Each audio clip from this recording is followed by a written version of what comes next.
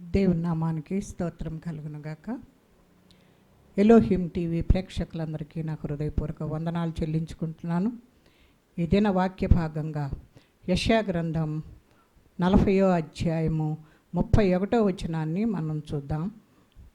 యెహోవా కొరకు ఎదురుచూచువారు నూతన బలం పొందుదురు, వారి పక్షిరాజు వలె రెక్కలు చాపి పైకెగురుదురు, అలయక పరిగెత్తుదురు, సొమ్మసిల్లక నడిచిపోవుదురు. చిన్న ప్రార్థన చేసుకుందాం. పరిశుద్ధుడా, ప్రేమ కలిగిన తండ్రి, నీకు వందనాలు. ఈ దిన భాగము కొరకై నీకు స్తోత్రాలు. వాక్యము మీది వినిబిడ్డలు నీ వారై ఉన్నారు ప్రభువా, నీకు వందనాలు. వినగలిగిన చెవు, గ్రహింపగలిగిన మనస్సు మీరు దయచేయండి నాయన. అదే రీతిగా ప్రభువా, నా నోటికి బోరగా మీరుండండి, మీ సిలువు చాటును మరుగుపరుచుకొనండి అయ్యా. ఏ వాక్యమును ఏ రీతిగా నాయన బోధించుటలో ప్రభువా నాయన నీ కృప విడుదల చేయండి. మీ ఆత్మ జ్ఞానమును దయచేయండి, మీ ఆత్మాభిషేకముతో నింపండి, మీ పరిశుద్ధాత్మ శక్తితో నింపండి ప్రభువా, నీకు వందనాలు. వాక్యమును వింటతోడనే అనేకులు నాయన మార్పు చెందుటకు కావలసిన కృపను మీరు విడుదల చేయండి. అట్టి స్థితిలోనైనా చూచువారు ఉండుటకు కావలసిన కృపను మీరు విడుదల చేయండి. మీ కార్యములు ఎంతో గొప్పవి కనుక ప్రభువా అయ్యా నా తండ్రి, కార్యమంతటిని మీ చేతులకు అప్పగించుకుంటూ యేసు పరిశుద్ధ నామమును అడిగి వేడుకుంటున్నాం తండ్రి, ఆమేన్. దేవుని నామానికి స్తోత్రం కలుగునుగాక. యెషయా గ్రంథం 40:31 వచనాన్ని మనం జ్ఞాపకం చేసుకుంటే, యెహోవా కొరకు ఎదురు చూచువారు నూతన బలము పొందుదురు అని చెప్పేసి వాక్య భాగం ఉంది. మనం ఎప్పుడు కూడాను ఆయన కొరకు ఎదురు చూసి ఆయనను స్తుతిస్తే ఎప్పుడు కూడా మనల్ని జాగ్రత్తగా కాపాడటానికి ఆయన ఇష్టపడుతూ ఉంటాడు. ఆయనను నోటితో స్తుతిస్తే మరి నోటిలోనికి వచ్చిన క్యాన్సర్ పోయినట్లుగా కొంతమంది మరి మనకు తెలియజేస్తూ ఉన్నారు. అదంటే అది నిజంగా జరిగిన విషయమే. ఎందుకంటే ఎప్పుడు కూడా తను మరి దేవుని స్తుతిస్తూ దేవుని పాటలు పాడుకుంటూ ఉంటాడు. ఒకరోజు తనకు బాగోలేదని హాస్పిటల్కి వెళ్ళినప్పుడు అక్కడ జరిగిన సంఘటన ఏంటి అని అంటే, మరి ఇది క్యాన్సర్గా గుర్తించబడింది, మరి దీనికి ఆపరేషన్ చేయాల్సి వస్తుంది, మరి నువ్వు తర్వాత మాట్లాడటానికి ఉండదు కనుక ఏమైనా విషయాలుంటే అన్ని విషయాలు మాట్లాడుకోమని మరి డాక్టర్ గారు తనకు చెప్పినప్పుడు, నాకైతే ఏ విషయాలు లేవు, కానీ నేనైతే దేవునిని ఎప్పుడు స్తుతిస్తూ ఉంటాను, మీరు ఆపరేషన్కి సిద్ధం చేయండి అని చెప్పేసి నేనైతే స్తుతించుకుంటూనే ఉంటానని పాటలు పాడుకుంటూ మరి వాళ్ళు ఆపరేషన్కి సిద్ధం చేస్తున్నామని చెప్పినా కూడా భయపడకుండా ఆయనను మరి లోపలకు తీసుకుని రావటానికి వచ్చేటప్పుడు కూడా ఆయన పాటలు పాడుతూ దేవుని స్తుతిస్తూనే ఉన్నారు. మరి ఇప్పుడు ఎలా ఉందో, కొన్ని రోజులు మందులు వాడామని మరలా ఆయన ఏం చేశారనంటే ఒకసారి టెస్ట్ చేపిద్దామని చెప్పేసి ఆయనను అక్కడికి తీసుకొని వెళ్ళినప్పుడు మరి అది క్యాన్సర్ అనేది లేకుండా పోయినట్లుగా మనం చూస్తూ ఉన్నాం. కనుక స్థుతిలో ఉన్న శక్తి ఆ రీతిగా ఉంటుంది. మరి స్తుతిస్తే చాలు మనము. అందుకనే స్తుతియాగము చేయువాడు దేవునిని మరి మహింపరుచున్నాడని చెప్పేసి దేవుని వాక్యం సెలవిస్తూ ఉంది. స్తుతిని మనము చేస్తే మన స్థితిని మారుస్తుంది. కనుక ఆ స్తుతి వల్ల తన యొక్క నోటి క్యాన్సర్ను పోగొట్టుకున్నాడు. మనము కూడా దేవుని ఎల్లప్పుడూ స్తుతించేవారుగా ఉండాలని చెప్పేసి మరి దేవుని యొక్క వాక్యము మనకు సెలవిస్తూ ఉంది. మరి పక్షిరాజుని గురించి బైబిల్ గ్రంథంలో 38 సార్లు ఉన్నట్లుగా మనం చూస్తూ ఉన్నాం. మరి ఒక చిన్న మాటను మనం జ్ఞాపకం చేసుకుందాం. మేకలను కాచే వ్యక్తి మరి ఆయన కొండ ప్రాంతముల అంతట్లో కూడాను తిరుగుతూ ఉన్నప్పుడు కొండపైన తనకు కొన్ని గుడ్లు దొరికినాయి. మరి ఆ గుడ్లను ఏం చేశాడంటే తనకింటి దగ్గర కొన్ని కోళ్ళను పెంచుతూ ఉన్నాడు. ఆ కోడి గుడ్లతో పాటు ఈ గుడ్లను కూడా తీసుకొచ్చి మరి ఆ గుడ్ల కింద పొదిగించినట్లుగా మనం చూస్తూ ఉన్నాం. మరి అవి పొదిగిన తర్వాత ఆ కోడి పిల్లలతో పాటే మరి ఈ వేరే గుడ్లు తీసుకొచ్చిన మరి అవి కూడా పిల్లలలాగా వాటితో పాటే పెరుగుతూ ఉన్నాయి. అవి కింద మరి వాటితో పాటు జీవనం సాగిస్తూ ఉన్నాయి. కానీ ఒకరోజు పక్షిరాజు మరి ఆకాశంలో ఎగురుతూ ఉండి మరి క్రిందకు చూసినప్పుడు అక్కడ ఈ పక్షిరాజు పిల్లలు క్రింద ఆ కోడి పిల్లలతో పాటు కనబడుతూ ఉన్నాయి. కనుక ఆకాశంలో ఎగురుతున్న ఆ పక్షి, అయ్యో ఇది మన జాతివి కదా, మరి వచ్చి వీటికి ఒక మాట చెప్పాలి అని ఆ పైనుండి కిందకు దిగి వచ్చి వాటికి ఒక మాట చెప్తుంది. ఏమని అని అంటే, మీరు క్రిందవారు కాదు పైన ఎగిరేవారు అని చెప్పేసి అనేసి చెబుతుంది. కనుక మరి అది ఎప్పుడు కూడాను కిందకి ఉండదు, కానీ పైన ఎగురుతూ ఉంటుంది. ఆ ఎగిరే స్వభావము ఆ పక్షిరాజుకు ఉన్నట్లుగా మనం చూస్తూ ఉన్నాం. మనము కూడా ఈ లోకస్తులతో పాటు క్రింద ఉండవలసిన వాడం కాదు, కానీ దేవుడు తన స్వరక్తం ఇచ్చి మరి కొనుక్కున్నాడు గనక నీ నుండి నా నుండి మరి దేవుడు కోరుకుంటున్నది ఏంటి అని అంటే నీది క్రింద స్థాయి కాదు, మరి నీది పై స్థాయిగా ఉండాలి అని చెప్పేసి దేవుడు కోరుకుంటున్నాడు. మనం ఎప్పుడు కూడాను పైకి ఎగిరేవారిగా, ప్రార్థనా జీవితంలో పైకి ఎదిగేవారిగా ఉండాలి. లోతైన అనుభవంలోనికి మరి ప్రార్థనా జీవితంలోనికి వెళ్ళేవారిగా ఉండాలి. వాక్య ధ్యానములో మన జీవితము పైకి ఎగిరేవారిగా ఉండాలి అని చెప్పేసి మరి వాక్య భాగము మనకు సెలవిస్తూ ఉంది. ఆ పక్షి వచ్చి ఏం చెబుతుందంటే, నువ్వు ఈ జాతితో ఉండాల్సిన దానివి కాదు, మన జాతి వేరుగా ఉంది, మనం ఎప్పుడు కూడా పైనే ఉంటాం, క్రిందకి ఉండము అని చెప్పేసి ఆ పక్షులకు చెప్పినట్లుగా మనం చూస్తూ ఉన్నాం. కనుక పక్షిరాజు యొక్క జీవితము నుండి మనము కొన్ని విషయాలను మరి అవిశ్వాస జీవితానికి ఎలాగా అవలంబించుకోవాలో కొన్ని మాటలను మనము జ్ఞాపకం చేసుకుందాం. మొట్టమొదటిగా పక్షిరాజు యొక్క కన్నులను జ్ఞాపకం చేసుకుంటే దాని కన్నులు ఎంతో శక్తివంతమైనవిగా ఉంటాయి. మరి అది ఎంత పైకి ఎగిరినా కూడా క్రింద ఉన్న ఆహారాన్ని క్లియర్గా చూస్తుంది. ఎంత ఎత్తులో ఉండినా కింద ఏదైనా దానికి సంబంధించిన ఆహారం ఏదైనా ఉంది అని అంటే మరి జాగ్రత్తగా అది చూస్తానికి అవకాశం ఉంటుంది. అందుకనే చీమలు కూడా చాలా దూరాల నుంచి ఆహారం తెచ్చుకుని తన పుట్టలో సమకూర్చుకుంటూ ఉంటాయి. వేసవి కాలంలో సమకూర్చుకుంటాయి, వర్షాకాలంలో భయం లేకుండా వాటిని మరి సద్వినియోగం చేసుకుంటాయి. అందుకనే అంటున్నాడు కదా, చీమల యొద్దకు వెళ్ళుడి, సోమరితనముగా ఉండబాకండి అని చెప్పేసి దేవుడు మనతోటి మాట్లాడుతూ ఉన్నాడు. కనుక పక్షిరాజు నేరుగా మరి ఎట్లా అయితే ఆహారాన్ని చూసుకుంటుందో మనము కూడా వాక్యాహారమైన ఆ జీవాహారాన్ని మనము ఎంత దూరములో ఉండినా దానిని ఆస్వాదించే వాళ్ళుగా మనం ఉండాలని దేవుడు కోరుకుంటున్నాడు. కనుక మనము నేర్చుకోవాల్సిన పాఠాలు మరి ఈ పక్షిరాజును గురించి తెలుసుకుంటే చాలా పాఠాలు దాని గురించి మనము నేర్చుకోవచ్చు. కనుక పక్షిరాజును జ్ఞాపకం చేసుకుంటే నేరుగానంట సూర్యుని 40 నిమిషాల నుండి 45 నిమిషాలు అంటే దగ్గర ఒక 30 గంట సేపు మరి అలాగే సూర్యుని చూస్తూ ఉండిపోతుందంట.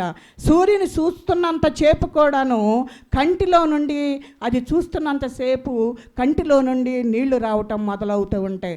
అలాగా కంటిలో నీరు వస్తున్నప్పుడు మరి అది ఒక మెడిసిన్ లాగా దాని కంటికి పనిచేసి నీరు కారిన తర్వాత తన యొక్క విజను క్లియర్ అయిపోతుంది. అంటే దాని దర్శనాన్ని జాగ్రత్తగా క్లియర్ చేసుకుంటుంది అన్నమాట. కనుక మనము మరి ఒక పాఠం మనం నేర్చుకోవాలి. ఏంటి అంటే క్రైస్తవులమైన మనము ఆ నీతి సూర్యుడైన యేసు వైపు చూస్తూ ఉండాలి. సూర్యుని వైపు అలా మరి చూస్తూ 40 నిమిషాలే కాదు, కానీ గంటల తరబడి దేవుని వైపు చూడటం అంటే దేవునికి ప్రార్థన చేసుకోవటం, కనుక దేవుని వాక్యం చదువుకోవటం, దేవుని సన్నిధిలో ఎంతసేపు ప్రార్థించాలనేది ఒక సమయం అనేది కాదు, కానీ ప్రార్థన చాలా ప్రాముఖ్యమైనది. కనుక ఇన్ని నిమిషాలే అనే ఒక గడువును మనము పెట్టుకోకూడదు. కనుక యేసుక్రీస్తు కూడా ఒక మాట మనతోటి మాట్లాడుతూ ఉన్నాడు. యేసుక్రీస్తు దేవుని కుమారుడయుండి శరీరధారిగా ఉన్న దినములలో కన్నీళ్లతోనూ రోదనముతోనూ తన్ను మరణము నుండి రక్షింపగలవానికి ప్రార్థనలను యాచనలను సమర్పించి అని హెబ్రీ పత్రిక 5:7 వ్రాయబడి ఉంది. కనుక మనము కన్నీటి ప్రార్థనలోనికి దిగి రావాలి. కనుక ఆయన సన్నిధిలోనికి వచ్చి కన్నీరు విడవాలి. కనుక కన్నీరు విడిచిన వ్యక్తులను దేవుడు దాటిపోయే దేవుడు కాదు. హన్నాని మనము జ్ఞాపకం చేసుకుంటే మరి పెనిన్నాయ అనే తన వ్యక్తి ద్వారా మరి ఎంతో బాధపడుతూ ఉన్న సమయంలో అక్కడ జరిగిన సంఘటన ఏంటి అంటే, నేను ఈ బాధ భరించలేకపోతున్నానయ్యా, నాకు ఒక బిడ్డను గనక నీవిస్తే ఆ బిడ్డను మరలా నేను నీకు ఇస్తాను అని కన్నీరు కార్చి ప్రార్థన చేసినప్పుడు సమూయేలుని మరి అనుగ్రహించినట్లుగా మనము చూస్తూ ఉన్నాం. కనుక అలాంటి కన్నీటి ప్రార్థన మనకు రావాలి. ప్రభువు వైపు చూస్తూ ఆయన సన్నిధిలో గడపగలిగిన స్థితిలోనికి రావాలి. కనుక పక్షిరాజు కన్నులు చాలా షార్ప్గా ఉంటాయి కనుక తన దర్శనాన్ని ఎప్పుడు కూడా క్లియర్ చేసుకుంటూ ఉంటుంది. ఎందుకంటే దినదినము కూడా నా సూర్యుని వైపు చూస్తూ ఉంది కనుక దేవుడు కూడా మనకు ఒక దర్శనాన్ని ఇచ్చాడు కనుక దానిని మసకబారనీయకుండా, దర్శనం కోల్పోకుండా మరి వెళ్ళి కన్నీరు కార్చాలి దేవుని సన్నిధిలో. మరి ఆయనను అడగాలి, ప్రార్థన మనము చేస్తున్నామా లేదా, మరి నీ కన్నులు చాలా ప్రాముఖ్యమైనవి అని చెప్పేసి దేవుడు మాట్లాడుతూ ఉన్నాడు. కనుక మనం ఏ రీతిగా ప్రార్థన చేస్తున్నాం, మన కళ్ళు ఏ రీతిగా ఉంటున్నాయి అనేది మనము జ్ఞాపకం చేసుకోవాలి. కన్ను చెడితే మన దేహమంతా చెడిపోతుందని మత్తయి సువార్తలో వ్రాయబడి ఉన్నట్లుగా చూస్తూ ఉన్నాం. కనుక నీ కన్ను చాలా ప్రాముఖ్యమైనదిగా చూసుకోవాలని చెప్పేసి దేవుడు మనతోటి మాట్లాడుతున్నాడు. మరి మన దేహము చెడిపోకుండా మనం ఏం చేయాలంటే ప్రార్థన ద్వారా మన కన్నులను ప్రభువు కొరకు మరి అప్పగించకపోతే సాతాను వేరే వాటికి అప్పగించటానికి మరి వాడు ప్రయాసపడుతూ ఉన్నాడు. కనుక ఆ ప్రమాదము మన యొద్దకు వస్తూ ఉంటుంది. కనుక మనం ఏం చేయాలి అంటే దేవునితో కలిసి మరి ప్రార్థించేవారిగా, మన కన్నుల వెంబడి కన్నీరు వచ్చే విధంగా మనము మరి మన కన్నులను సరిచేసుకోవాలి అని చెప్పేసి దేవుడు మనతోటి మాట్లాడుతూ ఉన్నాడు. సంసోన్ని మనము జ్ఞాపకం చేసుకుంటే న్యాయాధిపతులు 17:20లో సంసోను మరి చూశాడు దెలీలాని చూసినప్పుడు ఏం జరిగింది అంటే తన కన్ను ఆశించింది. తన దగ్గరకు వెళ్ళినప్పుడు తన జీవితము మరి పాడైపోయినట్లుగా, పతనమైపోయినట్లుగా మనము చూస్తూ ఉన్నాం. కనుక తనని మరి దేవుని యొక్క ఆత్మ వీడిపోయిందని కూడాను మరి సంసోనికి తెలియనంతగా మరి తన కన్నులు మరి లోకము వైపుకి వెళ్ళినట్లుగా మనము చూస్తూ ఉన్నాం. కనుక మరి సౌలును కూడా మనం జ్ఞాపకం చేసుకుంటే దేవుడు తనతోటి మాట్లాడటం లేదని మరి చిల్లంగితనము చేసేవారి దగ్గరకు వెళ్ళి మరి వాళ్ళ దగ్గర మరి కూర్చోవటం, మరి వారిని మరి బయటకు దేవుడు నాతోటి మాట్లాడటం లేదని వాళ్ళ దగ్గరకు వెళ్ళటం జరిగింది. కనుక దేవుడు నీతో మాట్లాడటం లేదు అని అంటే మరి దావీదుతో మాట్లాడిన దేవుడు నీతో ఎందుకు మాట్లాడట్లేదు అంటే మరి ఈయన చేసిన చిన్న పొరపాటు పనులు మరి కనుక అటువంటి వాటిని మనం సరి చేసుకోవాలి, మన కన్ను జాగ్రత్తగా ఉండాలని చెప్తూ ఉన్నాడు. మరి ఆ సౌలుకు మరి దేవుడే మరి ఎడబాసినట్లుగా మనం చూస్తూ ఉన్నాం. కనుక దేవుడు నన్ను ఇట్లా ఎడబాశాడు, అందువలన నాతో మాట్లాడటం లేదని సౌలుకు కూడా తెలియకుండా పోయింది. కనుక మనం జ్ఞాపకం చేసుకుంటే మరి సమూయేలు గ్రంథం దావీదు మరి 2వ సమూయేలు గ్రంథంలో దావీదును మనము 11:2లో చూస్తే దావీదు కూడా ఏం చేశాడంటే యుద్ధము చేసే సమయంలో మరి యుద్ధానికి వెళ్లకుండా మరి మేడ మీద అటు ఇటు తిరుగుతూ మరి కిటికీలో నుండి స్నానము చేయి స్త్రీని చూసి తన కన్ను మరి అక్కడ పడటాన్ని బట్టి మరి ఆమెను మరి తన ఇంటికి తెచ్చుకున్నట్లుగా చూస్తూ ఉన్నాం. ఆ రీతిగా మరి తన జీవితము మరి పతనమైపోయినట్లుగా మనము చూస్తూ ఉన్నాం. కనుక మన ఆలోచనలు ఎలాగ ఉండాలి, మరి ఆలోచనలు సరైన రీతిలో ఉండి మన కన్ను మరి జాగ్రత్తగా ఉంచుకోవాలని దేవుడు మాట్లాడుతున్నాడు. సొలొమోనును కూడా జ్ఞాపకం చేసుకుంటే 1 రాజులు 11:2-4 మనము జ్ఞాపకం చేసుకుంటే దేవుడు తనని ఎంతగానో ప్రేమించి మరి యుద్ధాలు లేకుండా సమాధానకరంగా ఉండినట్లు మరి ఆయనకు ఒక మంచి జ్ఞానమునిచ్చాడు. ఆ జ్ఞానాన్ని వదిలేసి తన కన్నులు ఏం చేసినాయి అంటే చూచిన ప్రతి స్త్రీని వివాహం చేసుకోవటానికి మరి ఆయన కన్నులు వెళ్ళినట్లుగా మనం చూస్తూ ఉన్నాం. ఆ రీతిగా వెళ్ళటాన్ని బట్టి విగ్రహారాధనకు మరి వచ్చిన వారు అలవాటు చేసి మరి ఆ రీతిగా ఆయన పతనమైపోయినట్లుగా చూస్తూ ఉన్నాం. ఆకానను కూడా మనము జ్ఞాపకం చేసుకుంటే మరి అక్కడ మరి దేన్నైతే మరి వద్దు అని చెప్తున్నాడో దానిని తీసుకుని వచ్చి తన ఇంట్లో పెట్టుకున్నట్లుగా మనం చూస్తూ ఉన్నాం. కనుక మన కన్నులు ఏదైతే చూస్తాయో దానిని సమస్తమును మరి నాశనం చేసి రమ్మనమని దేవుడు మాట్లాడాడు. కానీ ఆకాను ఏం చేశాడంటే కొంతవరకే చేసి మరి తనకు ఏదైతే ప్రియముగా ఉన్నాయో వాటిని తీసుకుని వచ్చుకుని ఇంట్లో పెట్టుకున్నాడు. కనుక అట్టి స్థితిని మనము కలిగి ఉంటున్నాము. చూసిన మరి ప్రతి దాని మీదకి మన కన్ను వెళ్ళకూడదు అని చెప్పేసి దేవుడు మనతోటి మాట్లాడుతూ ఉన్నాడు. కనుక సంసోను మరి చూసిందల్లా కోరుకున్నాడు. దెలీలా ద్వారా పతనమైనట్లుగా మనము చూస్తూ ఉన్నాం. రెండవదిగా మహాజ్ఞాని అయిన సొలొమోను చూచిన ప్రతి స్త్రీని పెండ్లి చేసుకుని పతనమైనట్లుగా మనం చూస్తూ ఉన్నాం. మూడవదిగా మహారాజుగా ఉన్న దావీదు స్నానము చేయి స్త్రీని చూసి మరి పాపంలో పడిపోయినట్లుగా మనం చూస్తూ ఉన్నాం. ఆకాను కూడా చూసి అక్కడ ఉన్న వాటిని ఏదైతే మంచిగా ఉన్నాయో వాటిని చూసి దొంగలించటాన్ని బట్టి తన కుటుంబాన్ని నాశనం చేసుకున్నట్లుగా చూస్తూ ఉన్నాం. కనుక మనం ఏం చేయాలి అని అంటే ఇటువంటి స్థితిలోనికి మనం వెళ్ళకూడదని చెప్పేసి దేవుని యొక్క వాక్యం మనల్ని హెచ్చరిస్తూ ఉంది. కనుక ఏడుస్తూ దేవుని సన్నిధిలో ప్రార్థించినట్లయితే నువ్వు మరి ఏ కిటికీలో నుండి కూడా నువ్వు చూడటానికి అవకాశం ఉండదు. ఎందుకంటే ఆ సమయం నువ్వు దేవుని సన్నిధిలో ఉంటావు కనుక నువ్వు ఆ కిటికీ వైపు నువ్వు వెళ్లకుండా ఉంటావు కనుక ఆ సమయంలో నువ్వు దేవునితో ఉంటావు కనుక ఈ పాపంలో పడిపోయే అవకాశము ఉండదు అని చెప్పేసి మరి దేవుడు మనల్ని హెచ్చరిస్తూ ఉన్నాడు. కనుక మరి ఆలోచన రాగానే మరి ఏదైతే మంచిగుందో వాటిని తెచ్చి ఇంట్లో పెట్టుకుందాం అనుకున్నాడు ఆకాను. అటువంటి స్థితిలోనికి వెళ్లకుండా ఉండాలి అంటే మనం చేయాల్సిందల్లా ఒక్కటే, ఏంటి అంటే దేవుని సన్నిధిలో మనం ఖాళీ సమయాల్లో ఉన్నప్పుడు దేవుని సన్నిధిలో గడపకపోతే ఇలాంటి ఆలోచనలు ఇలాంటి చూపులు మనకు మరి కనబడుతూ ఉంటాయి అని చెప్పేసి దేవుడు మనలను హెచ్చరిస్తూ ఉన్నాడు. కనుక మరి ఒకతనైతే మహాబలుడుగా ఉన్నాడు, ఇంకొకతనైతే మహాజ్ఞానిగా ఉన్నాడు, ఇంకొకతను మహారాజుగా ఉన్నాడు, ఇంకొకతనైతే మరి ప్రార్థించే సమయాన్ని వదిలిపెట్టి చూచిందల్లా తీసుకొచ్చుకున్నాడు. కనుక మనం ఏం చేయాలంటే ప్రార్థించే కన్నులు మనకు కావాలని దేవుడి దగ్గర మనము కోరుకోవాలి. మన కన్ను నిండా కన్నీళ్లు ఉండినట్లయితే మరి దేవునితో సంబంధం కలిగి ఉంటాం. కన్నీటి ప్రార్థన దేవుడు ఎంతో ఇష్టపడుతున్నట్లుగా మనం చూస్తున్నాం. కనుక ప్రభువు మన పట్ల సహాయం చేయాలి అంటే మనము కన్నీటి ప్రార్థన మనము చేయాలి. ఎప్పుడైతే కన్నీటి ప్రార్థన మనము చేస్తామో ఆయన ఆగి మన మొరను వినటానికి ఆయన ఇష్టపడుతున్నట్లుగా మనం చూస్తూ ఉన్నాం. ఎల్లప్పుడూ కూడాను మన కనుగుడ్లలో నీళ్లు ఉండే విధముగా ఉండాలి. ఎందుకంటే ఆ రీతిగా దేవుని సన్నిధిలో మనము గడుపుతూ ఉన్నట్లయితే మన కన్ను చాలా జాగ్రత్తగా ఉంచుకోవటానికి అవకాశం ఉంటుంది. కనుక పక్షిరాజు కన్ను ఉదయమనే లేచి మరి ఏం చేస్తుంది అంటే ఆ సూర్యుని వైపు లేవగానే ఆ సూర్యుని వైపు చూస్తూ ఉంటుంది.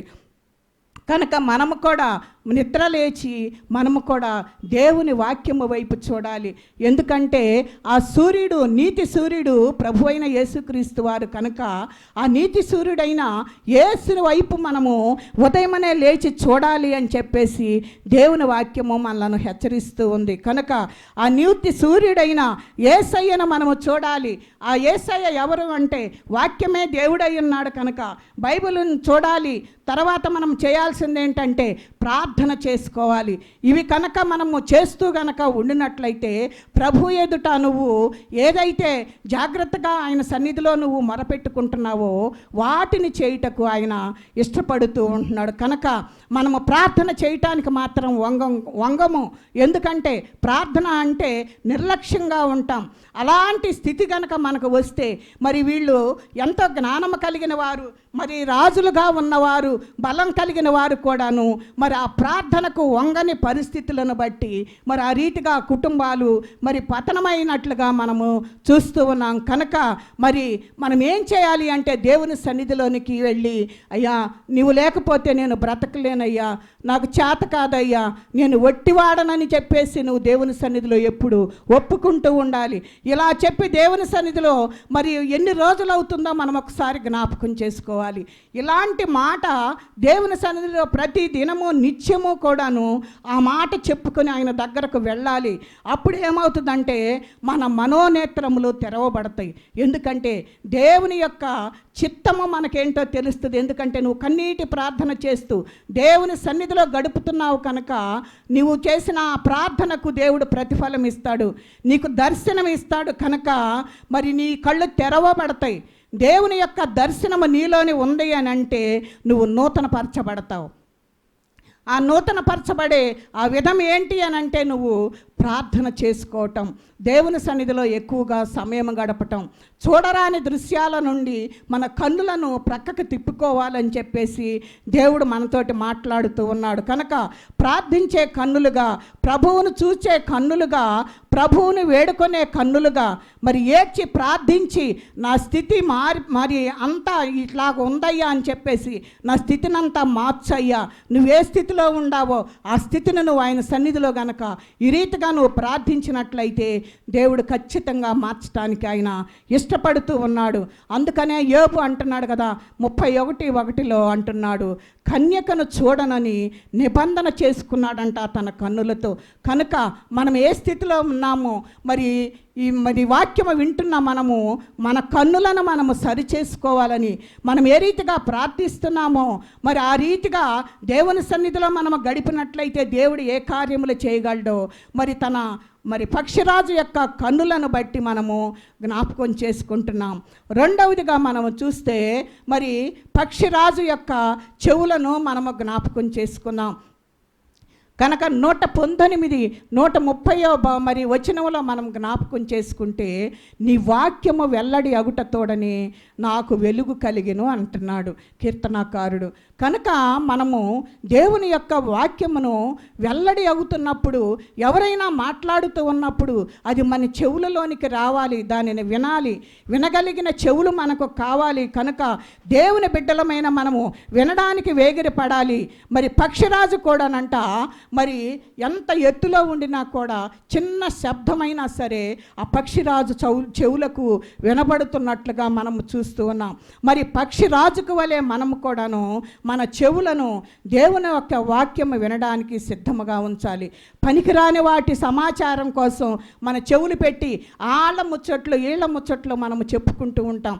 ఆ పనికిరాని సంగతుల కోసం అయితే మన చెవులు ఎంతో సమయాన్ని మరి వినియోగించుకుంటూ ఉంటాం. కనుక మరి మనం ఏం చేయాలి అని అంటే అలాంటి చోటుకు మనం వెళ్లకుండా ఉండాలి. మరి చెవులు మరి వినుగాక అని అంటే ఆత్మ చెప్పుచున్న మాటలు చెవిగలవాడు వినుగాక అని ఉంది.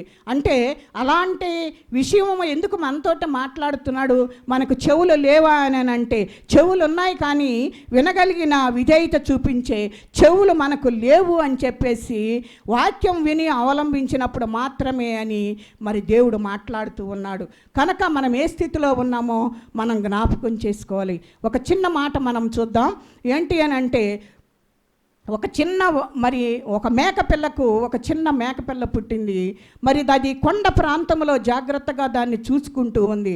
దానికి ఆహారం తీసుకురావటానికి అని చెప్పేసి ఆ మేక ఏం చేసింది అని అంటే తన చిన్న బిడ్డకు ఒక మాట చెప్పింది. ఏమని అంటే, అమ్మా నువ్వు ఎక్కడికి కూడా బయటికి వెళ్ళొద్దు, నువ్వు బయటకు వస్తే సింహాలు, తోడేళ్ళు, నక్క ఇంకా అనేకమైనవి జంతువులు నిన్ను వేటాడి మరి నిన్ను తింటాయి. కనుక నువ్వు అలాంటి పరిస్థితికి రాకుండా నువ్వు లోపలే ఉండు, బయటికి రావద్దు అని చెప్పేసి మరి ఆ మేక తన చిన్న బిడ్డకు ఒక మాట చెప్పి తనకు ఆహారం తీసుకురావటానికని బయటకు వెళ్ళింది. ఆ బయటికి వెళ్ళిన సమయంలో తను ఏమని ఆలోచిస్తుంది అంటే, ఎప్పుడు కూడాను మా అమ్మాయి నాకు భోజనం తీసుకొచ్చి పెడుతుంది, నేను ఎప్పుడు కూడా నన్ను బయటికి రానివ్వట్లేదు, అసలు బయట ఏముందో చూద్దాము అని చెప్పేసి బయటకు వచ్చిందంట.